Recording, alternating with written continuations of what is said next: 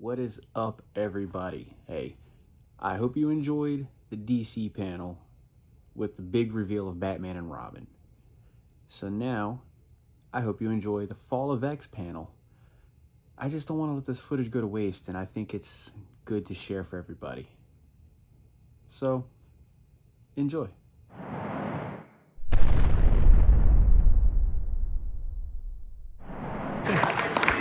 My name is Georgie Weiss. I am the senior editor in charge of the X titles right now. At the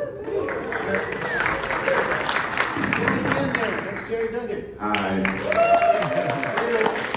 Pre-pandemic photo we're gonna have. We got a couple of slightly old photos here. There's Benjamin Percy, right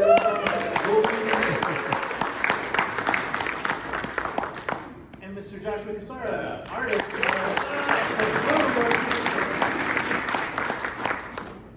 All right. Hey, there's this special variant cover that you get exclusive for being in this panel. It's Wolverine 31 variant by Neil Yu. Great, cool cover. You will get it at the end of the panel when you go out. I'll try to remind you all at the end, but when you go out at the end of the panel, go out that door back there. That's where I'll be giving it away. Just walk that way and we'll give it to you. All right. Do you if you go quick. That's true. All right, so let's talk about what's going on in the X universe right now. If you're following right now, one of the things going on is Sins of Sinister. Yeah. At the start of the Krakoan Age, in order to make it so that mutants never die, they allowed Mr. Sinister, a terrible dude, to be on the governing council of Krakoa. How does that go? Not good. As you will see in Sins of Sinister, where we see it play out over the next 1,000 years of how bad it could possibly go with Sinister doing what he wants. These 3 issues are the issues that take place 1,000 years from now. Moral X-Men, Storm and the Brotherhood of Mutants, and Nightcrawlers. It's a really awesome series. It's a crazy timeline that is absolutely going to be affecting things permanently when it ends, in some pretty nutty and psychotic ways. It's really messed up. None of these guys did it, so I don't want to let them talk. But I'm really proud of it. Kieran Gillen, Al Ewing, Cy Spurrier are writing the 3 books. All 3 of these, well, 2 of them are drawn by Alessandro Vitti. Anyway, it's a really wonderful series, and it ends very shortly in Sins of Sinister Dominion #1, which is Kieran Gillen, Paco Medina, Lucas Wernick, and then brings the story back into Immortal X-Men and X-Men Red after it wraps up the Sinister part. It's really dark, but in a really gleeful way. The way that they've written Sinister is like doing the worst things ever, but he's kind of fun, even though it's like atrocities. You guys will all read It is really fun, and obviously a huge part of the story. Good times. Hey, here's one that you guys actually are connected to. Well, Jerry is. This is X-Men. We are currently in the middle of this arc. What can you tell us about this arc that's just ending? This arc that we're going to be wrapping up is touching back on the Brood story. We had Nightmare versus Jean that's come around, and we have our own version of a schism that is born here, which will be very fun. Here's some interior pages, actually.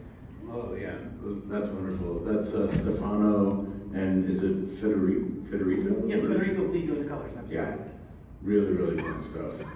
Yeah, the Brood have been. Not for those characters. Yeah, the Brood have been under the control of Brood, but then suddenly they've been attacking on their own as well. And at the end of the previous issue, because we'll spoil it and say we found out Nightmare is the reason, and he's got a grudge, a bit of a grudge. Got a grudge, and Brew obviously would like to not have all of the Brood take the loss for Nightmare's shenanigans. Well, I mean, what do you guys think? The Brood, right? Giant bug creatures.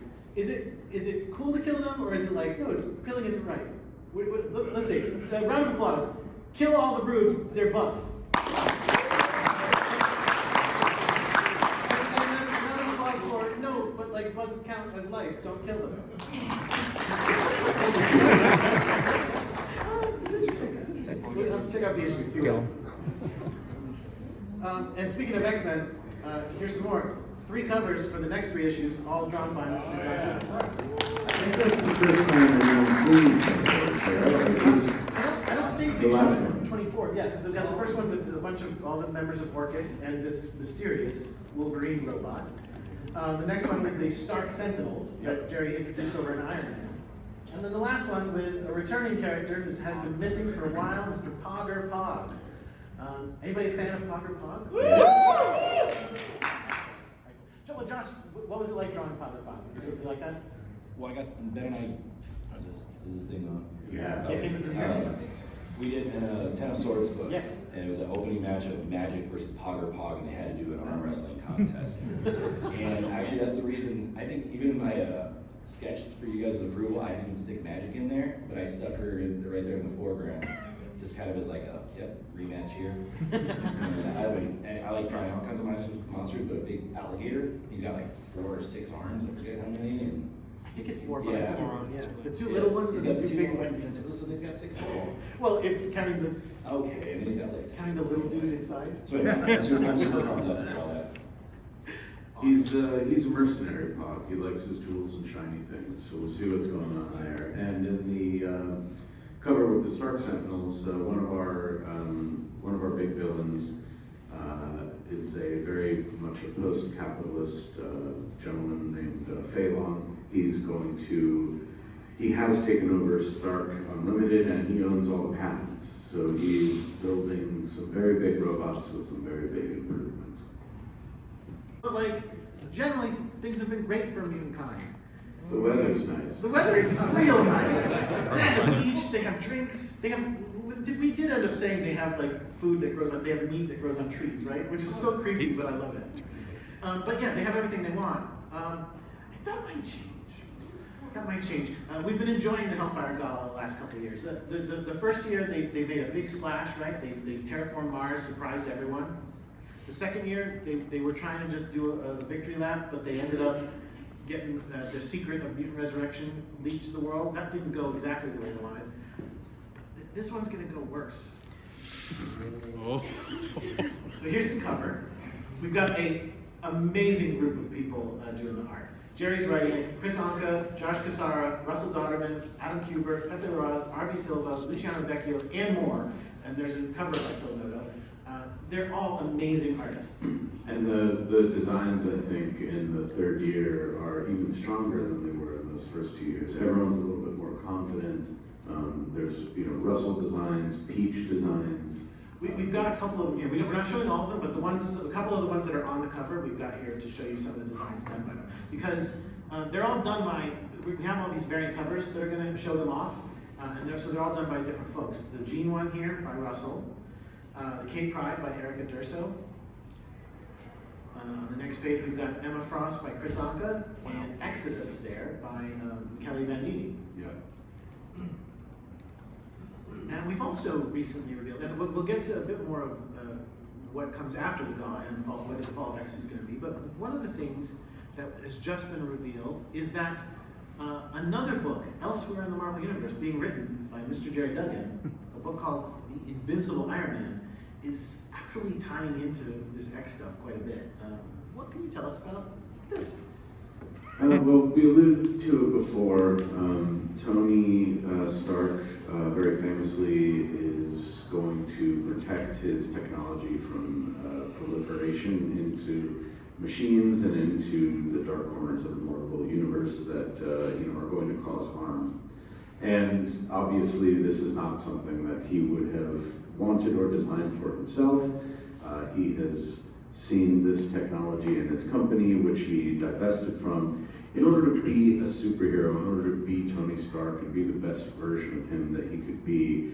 I inherited a Tony Stark that had divested from the company and was focusing on his Avengers work and his life. And the company was left alone and a bit of a target, and through some shenanigans and some murder, actually, Phelan has taken over the company. All this technology is going into the Sentinels. The Sentinels the Iron Man technology has anti-mutant technology baked in. There was a reason that, Magneto can't crush Iron Man like a beer can. And so I think you're going to find that the scale of this is going to surprise you in terms of how large the problem will be. So then, in August, we hit Fall of X. Now, we've had a bunch of phases of the X-Men story recently. When after House of X and Powers of 10, we went into Dawn of X, then we went into Reign of X, then we went into Destiny of X, which is where we currently are. Fall of X, obviously, again, doesn't bode well, and neither does this image that I'm about to show you. So that's a piece by Mr. Brian Hitch, and there you can see the titles of the books that are going to be tying into Fall of X. X-Men, Astonishing Iceman, Wolverine, Children of the Vault, Invincible Iron Man, Dark X-Men, Uncanny Avengers, Realm of 10, X-Men Red, Alpha Flight, X-Force, Uncanny Spider-Man, and Immortal X-Men. So, we are not going to tell you about every single one of these books today, but you will be hearing about them soon. But we are going to tell you about a few of them. Guess what? It's going to be the ones connected to these guys. So, the first issue that will be coming out right after the Hellfire Gala is going to be X-Men number 25. Here is that cover by Mr. Josh Cassara. No. Jerry, who's that? I don't know. Who is that? Well, she looks like she's going through a wall somehow. Is she phasing? She could be phasing. That looks like Shadowcat. It sure does. Yeah, we've seen for the last few years, Kate Pride has been the Red Queen. She's been Captain Kate. She's been a captain of the Marauder. Something's going to change for her. And there she is with some ninja swords. The Queen is dead. And guess what? I've got another one. Well, Josh, you drew this cover. Anything you want to say about it? How did you enjoy drawing this? I got drawn a ninja stabbing somebody in the head. It was awesome. That's why It's so also, good. by the way, we should say August X-Men 25 is it's not just a larger size issue, it's an adult. It's a double size issue. It's a double size issue. 40 pager. 40 pages. That one, 24 is Josh and 25 is Stefano, so that's why I haven't seen Stefano for. Well, he still has the one issue of the Brubac to come out. Yes, They actually yes. have seen him. But he jumped He's ahead, ahead. so it's been such a nice 1-2 combination to have those two artists on the book. Just incredible work. And we got one other thing about Shadowcat is that we've got her design. Also, that guy is getting wrecked. Oh, That's that just, yeah. The blood is all inside of the beekeeper mask there. Yeah, we reached out to Peach Momoko to design Kate's new costume, and it is pretty great, I think. And she cut her hair. Somebody cut her hair. Pretty great. It's going to be a seismic shift this summer, an earthquake that's really going to change some of the balances of power. And part of Fall is that, like I said, for Fall of X, we're launching, recently announced, Uncanny Avengers, that Jerry is also writing. That's right. There's a mystery at the beginning of this book that I don't want to hit too hard. Really, how many of you are excited for Free Comic Book Day? So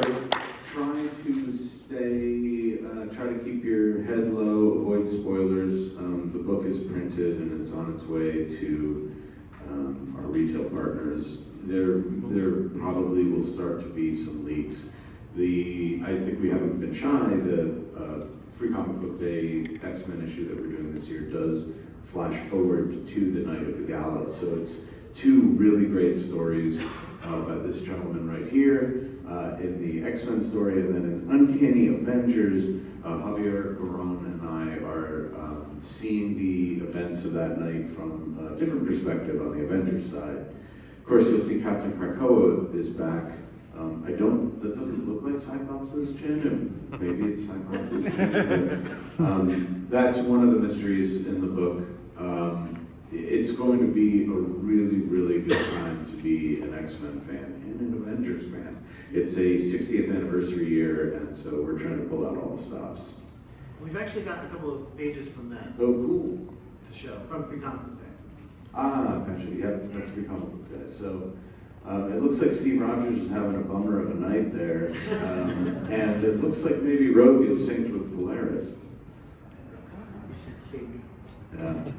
And Captain Krakoa seems to also not enjoy meetings. This could have been a Zoom, is what he's saying. This could have been an email with 2 grenades.